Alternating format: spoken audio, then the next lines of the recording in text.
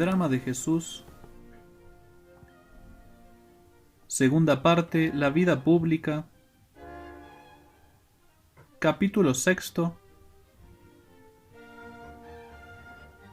Permanencia de Jesús en Judea y tránsito por Samaria.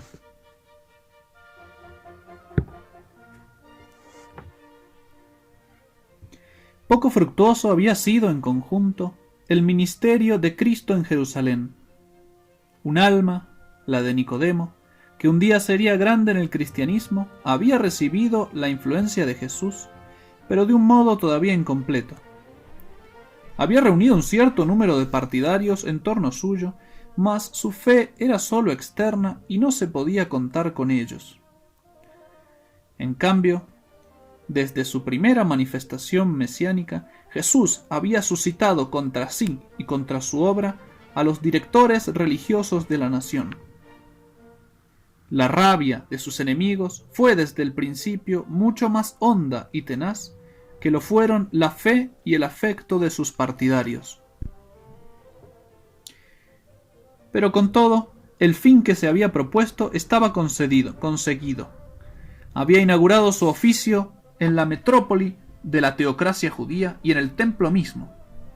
Se había manifestado como Mesías con un acto vigoroso de autoridad, expulsando a los vendedores, con su predicación y con sus milagros.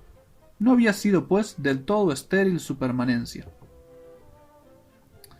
Se alejaba durante un tiempo de Jerusalén, pero no queriendo todavía dejar la Judea, el sur de toda la Palestina, se retiró a un distrito rural.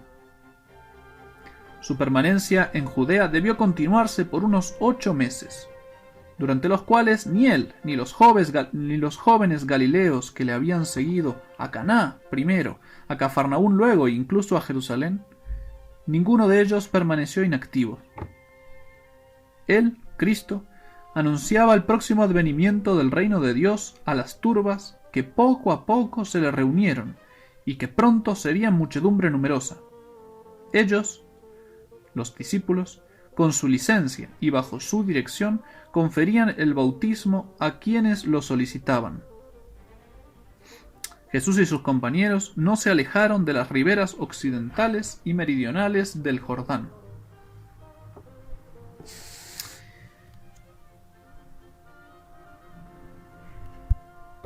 ¿Era ese bautismo ya el bautismo cristiano?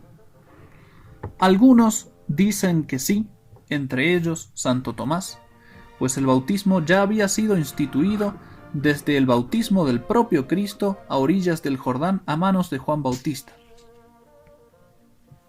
aunque empezó a ser obligatorio desde el momento en que Cristo, después de la ascensión, dijo a sus discípulos: «Id por todo el mundo, predicad el Evangelio, bautizando en el nombre del Padre, del Hijo y del Espíritu Santo».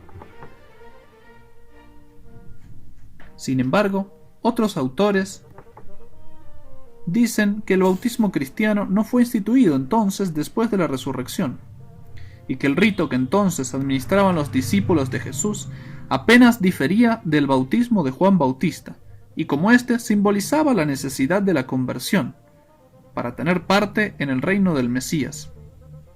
Por eso dicen que el Salvador se abstenía de bautizar por sí mismo.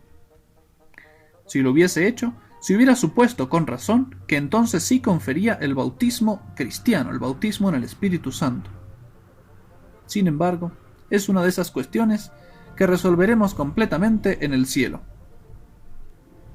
Las muchedumbres seguían acudiendo en gran número cerca del precursor de San Juan Bautista.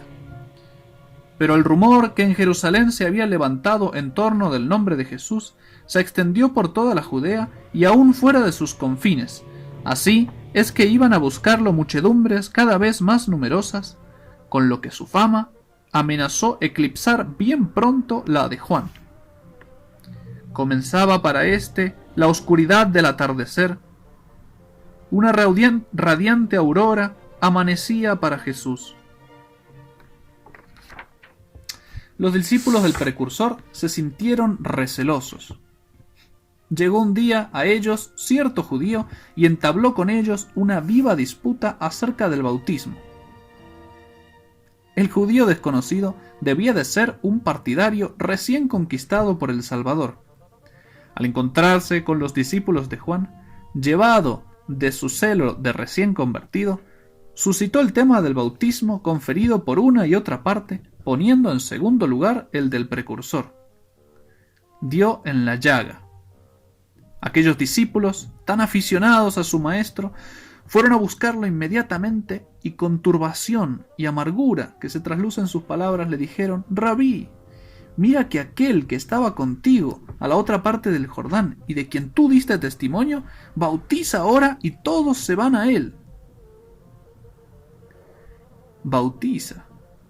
Los indignó de singular manera, pues consideraban el bautismo de penitencia como invención especial y principal prerrogativa de Juan. Por eso lo llaman el Bautista. Y no les molestaba menos que aquel que se dignaba moverle competencia debía su reputación y sus triunfos, así creían, al testimonio que el mismo Juan había dado de él. Todos se van a él. Exageraban notablemente, pero este suele ser el lenguaje de los celos. Qué mal conocían estos discípulos de espíritu estrecho a su maestro y su alma nobilísima. La respuesta de Juan Bautista contiene el último y el más hermoso, tal vez, de los testimonios que el precursor dio del Mesías. Respondió: Nada puede el hombre recibir del cielo si no le fuera dado. Está queriendo decir, esa fama no se la di yo, se la dio el cielo.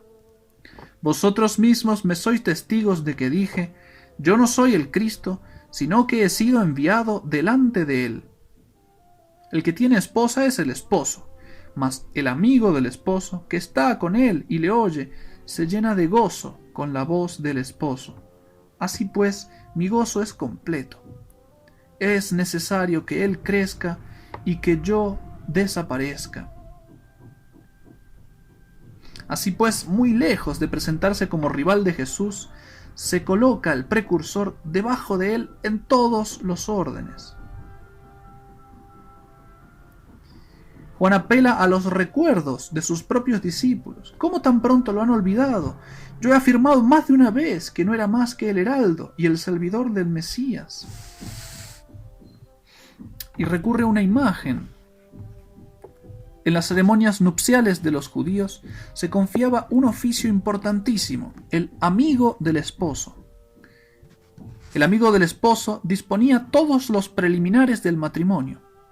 Concertaba la cantidad de dinero que el futuro marido debía pagar al padre de la novia, transmitía a los novios sus recíprocos mensajes, porque el uso no les permitía verse antes del matrimonio, en fin, preparaba la fiesta de las bodas y la presidía. Mas por honroso que este papel fuese, era secundario y transitorio. Pasadas las bodas, el amigo vuelve a su casa. Con todo, Juan Bautista no ambicionaba otro oficio, y se tenía por muy venturoso y feliz en cumplir, en preparar el matrimonio de Jesús con su iglesia. Es necesario que Él crezca y que yo desaparezca. La estrella en el matrimonio es el esposo, no el amigo del esposo. Juan comprende muy bien que se acerca ya el término de su carrera y está pronto a dejarle su lugar al Cristo, cuya venida ha preparado con todas sus fuerzas. Continuó Juan: el que es de la tierra, tierra es y de la tierra habla. El que viene del cielo sobre todos es, y lo que vio y oyó, eso testifica, y nadie recibe su testimonio. Quien recibe su testimonio certifica que Dios dice la verdad, porque aquel a quien Dios ha enviado, las palabras de Dios habla, porque Dios no le da el Espíritu por medida. El Padre ama al Hijo, y todas las cosas puso en sus manos. El que cree en el Hijo tiene la vida eterna, mas el que no da crédito al Hijo no verá la vida, sino que la ira de Dios está sobre él. Increíble cómo se eleva Juan a más altas regiones. Su testimonio puede resumirse de este modo. El origen celestial de Jesús lo pone muy por encima de todos los seres creados. De ahí nacen la perfección y la certeza de su doctrina. Porque es el Hijo de Dios, que no recibe el Espíritu con medida, sino que tiene toda la herencia de Dios, y como tal posee el reino universal. Dichosos, pues, dichosos los que se van tras Él, y malventurados los que rehúsan creer en Él. Dichosos los que se van tras Él. Se advierte una cierta tristeza en que su misión de precursor no le deje seguir de cerca al Maestro, como sí hicieron sus discípulos. Los fariseos, que se habían inquietado por los éxitos del precursor y de su bautismo, supieron también que la popularidad de Jesús crecía tan rápidamente que sus partidarios iban siendo más numerosos aún que los de Juan. Con ello comenzó a roerles viva envidia que manifestaron por medio de recriminaciones y de amenazas. El ambiente olía odio. Cuando nuestro Señor se enteró de esta noticia, la consideró como un aviso de la providencia que no debía prolongar por más tiempo su estancia en Judea, donde el partido farisaico gozaba de esa poderosa influencia, y por lo tanto dejó esta provincia y tomó el camino de Galilea. Practicaba así de antemano el consejo que más adelante dará a sus apóstoles: cuando os persiguieren en una ciudad, huid a otra. Un segundo motivo apresuró su partida. Juan acababa de ser encarcelado por Herodes Antipas y Jesús iba a trasladar a Galilea su ministerio propiamente dicho.